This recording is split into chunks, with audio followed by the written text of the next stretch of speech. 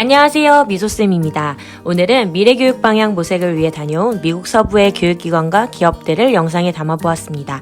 그럼 지금부터 시작할게요.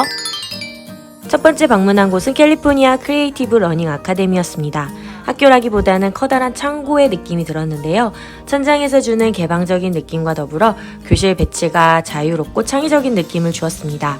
벽면에는 아이들이 프로젝트를 통해 만든 작품들을 볼 수 있었습니다.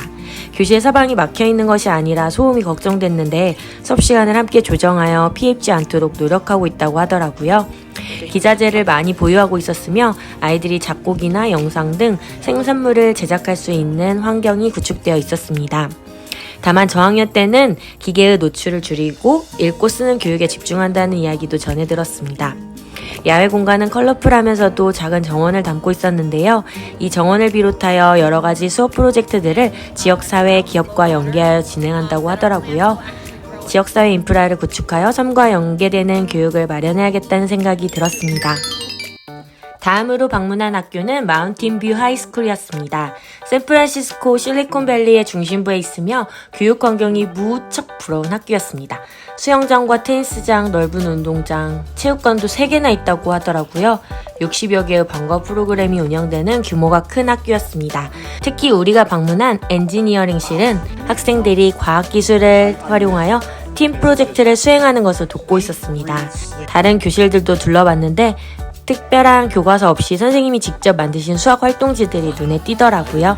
한국계 교장 선생님의 설명을 들을 수 있어서 뜻깊었고 다양한 질문을 통해 미국 교육 시스템, 교사 인사제도 등의 차이를 알 수 있었습니다. 다음으로 샌프란시스코의 더 텍 인터랙티브를 방문했습니다. 스템에 관한 박물관인데요. 다양한 교육 프로그램과 전시를 보여주고 있었습니다. 직접 참여했던 더 테크 챌린지는 혁신 마인드셋을 바탕으로 엔지니어링 설계 기술을 배우고 실제 문제를 해결하는 방법을 적용해보는 뜻깊은 시간이었습니다. 특히 구조화된 교재와 과정은 심플하면서도 호기심을 일으키고 간단한 테스트로 확인해볼 수 있었던 재밌는 경험이었습니다.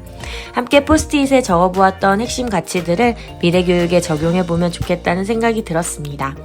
전시 체험장에는 최신식의 기술을 적용한 체험기기들이 어느 하나 버릴 것이 없더라고요. 재미있는 체험장에서 학생들이 오랜 시간 집중하는 모습이 인상적이었습니다.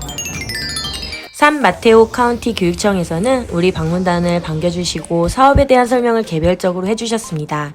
특히 환경 문제에 관심을 갖고 스템 교육과 연결지어 진행하는 활동들을 관심있게 봤습니다. 수많은 단체들과 협약을 맺어 수업에서 활용 가능한 점도 부럽더라고요. 미래교육을 어떻게 준비하는지에 대해서도 질문했는데 가이드라인을 오래 만들고 있으며 특별한 하나의 소프트웨어나 기기 선택은 없고 학교에서 예산으로 알아서 구입하고 있다는 말씀을 해주셨습니다. 화장실에 유니섹스 칸이 따로 마련되어 있어 개인적으로 질문을 했는데요. 성 정체성에 대해 교육장님께서 직접 설명해 주시는 모습에서 샌프란시스코의 개방적이고 다양성을 존중하는 분위기를 느낄 수 있었습니다.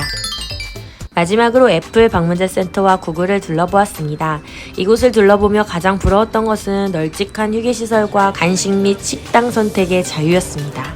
사무실이 아닌 분위기 좋은 카페에서 근무하는 환경이었고요. 다양한 복지 혜택까지 있으니 이런 회사에 근무하면서 사원들이 자긍심을 가지고 즐겁게 일할 수 있겠다는 생각이 들었습니다.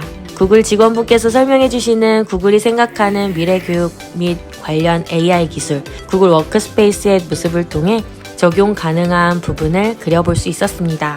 소비자를 대상으로는 공격적인 변화를 선보이지만 적어도 교육에 관해서는 충분히 숙고하여 실효적이면서도 안정적인 기반을 마련하고자 한다는 이야기를 들을 수 있었습니다. 이상 미국 서부 지역 교육기관과 기업을 방문한 이야기를 마치도록 하겠습니다. 감사합니다.